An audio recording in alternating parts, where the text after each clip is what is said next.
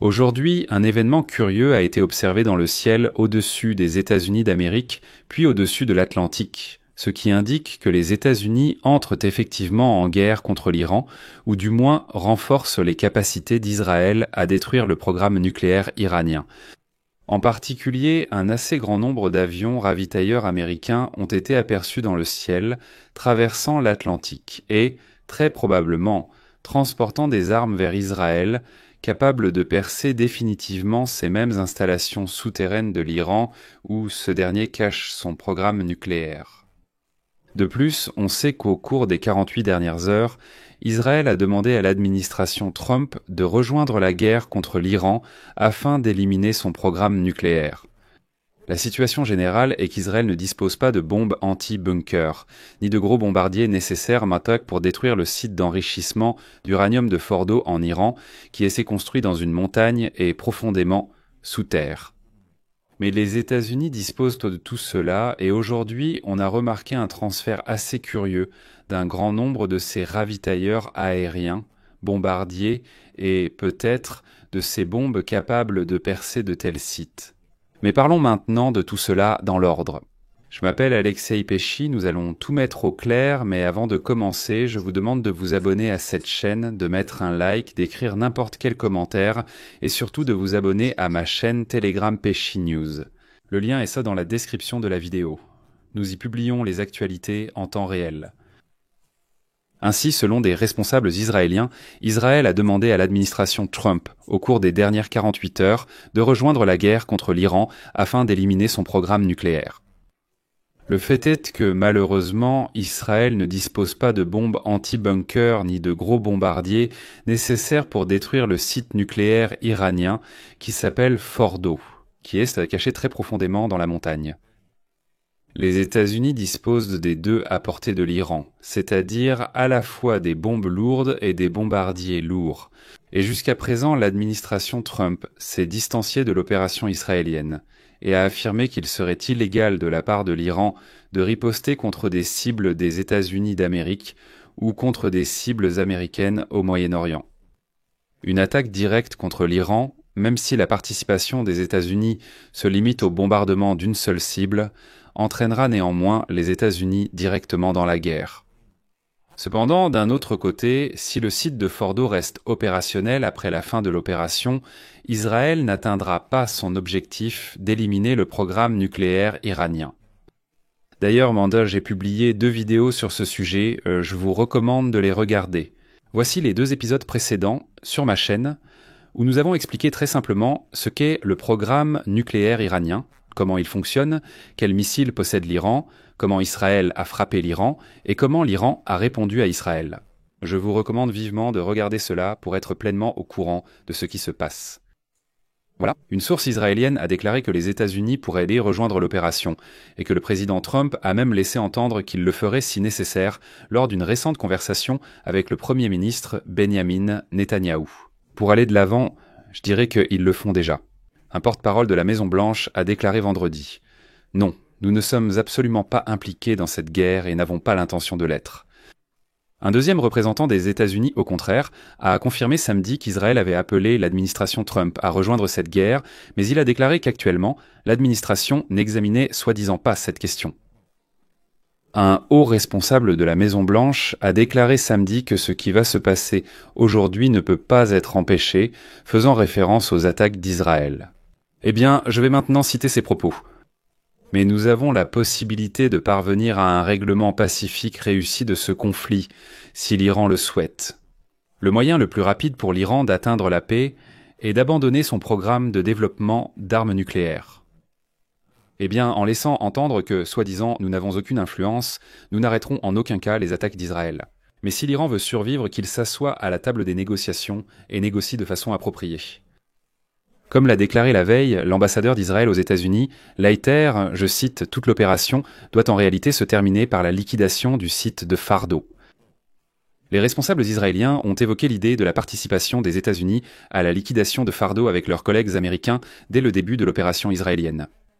Et voilà qu'une source israélienne a indiqué que les États-Unis examinent cette demande, tout en soulignant qu'Israël espère que Trump acceptera.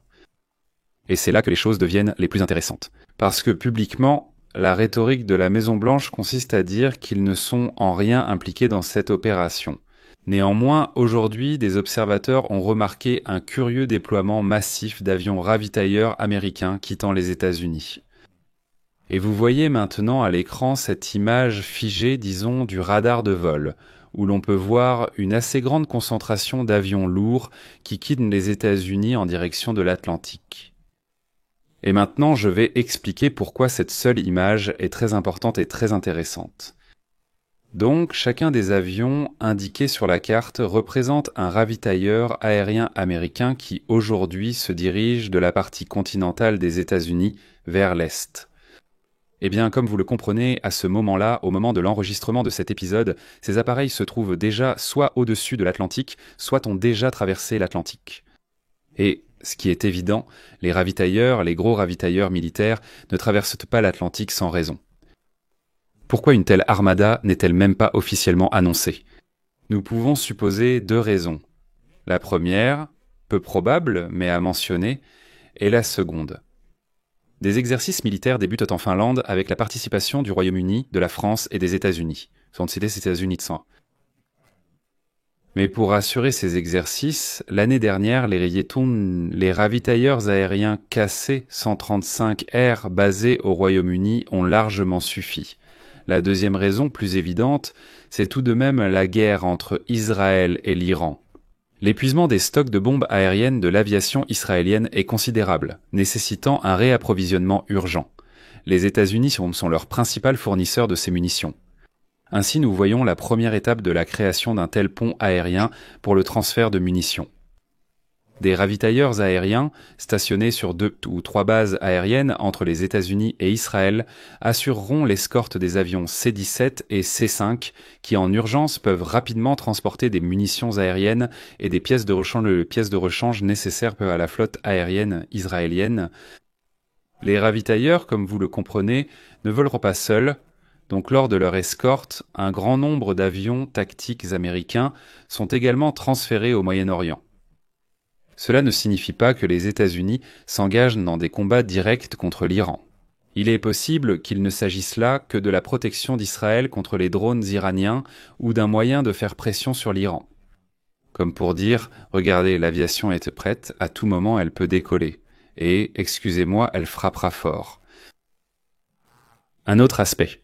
Aussi réussides que puissent être les opérations aériennes israéliennes au-dessus de l'Iran, il existe tout un groupe d'objectifs profondément enfouis sous terre qui restent absolument inaccessibles pour les avions israéliens.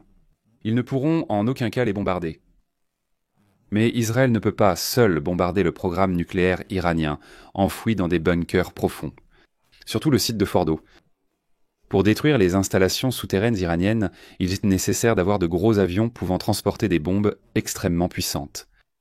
Pour réaliser pleinement son plan, Israël a besoin des bombardiers stratégiques américains, B-2, et des bombes massives Ordnance Penetrator. La bombe massive, Ordnance Penetrator ou Massive Ordnance Penetrator, est une bombe aérienne de haute précision conçue pour pénétrer profondément dans les bunkers. Officiellement, elle est nommée Guided Bomb Unit, 57AB. Cette arme est conçue pour détruire des installations souterraines fortement fortifiées, telles que des bunkers de commandement, des dépôts d'armes ou des sites liés au programme de développement fente d'armes de destruction massive, y compris les installations nucléaires. C'est pourquoi tout indique qu'aujourd'hui, quelque chose de très très précieux a peut-être été transféré des États-Unis vers Israël. Cela signifie donc que l'Iran s'est engagé sur une voie dont il ne pourra plus se détourner sans subir de lourdes pertes. Cependant, Donald Trump explore encore des possibilités d'accord avec Téhéran. L'Iran et Israël doivent conclure un accord. C'est ce qu'a déclaré le président américain Donald Trump, en soulignant qu'ils le feront de la même manière que l'Inde et le Pakistan sous sa direction, grâce au commerce avec les États-Unis. Cela a apporté de la raison, de la cohésion et du bon sens dans les négociations avec deux excellents dirigeants qui ont su prendre une décision rapidement et s'arrêter. Selon Trump, durant son premier mandat, la Serbie et le Kosovo étaient au bord d'un grand conflit, comme cela s'est produit pendant des décennies, et ce différend prolongé était sur le point de se transformer en guerre. Je l'ai arrêté. Ensuite, il reparle encore de l'ancien président américain Joe Biden, qui aurait soi-disant nui aux perspectives de paix à long terme avec ses décisions très stupides. Trump poursuit en donnant un autre exemple. Il parle de l'Égypte et de l'Éthiopie et de leurs différends à cause d'un immense barrage qui affecte le Nil, qui aurait pu dégénérer en guerre. Mais aujourd'hui, ces pays ne sont pas en conflit militaire, soi-disant grâce à l'intervention du président américain Donald Trump. Et à la fin, il écrit, je cite, « De la même manière, il y aura bientôt la paix entre Israël et l'Iran. »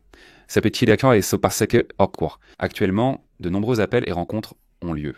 Je fais beaucoup de choses, et on ne me donne jamais de crédit, mais ce n'est pas grave, le peuple comprend tout. Rendons le Moyen-Orient à nouveau grand. Donald Trump laisse entendre qu'il est pour un accord, mais ses actions actuelles en disent de long. Je vais mettre des points de suspension ici. Comme toujours, partagez vos avis et conclusions en commentaire. Abonnez-vous, activez la cloche et mettez un like.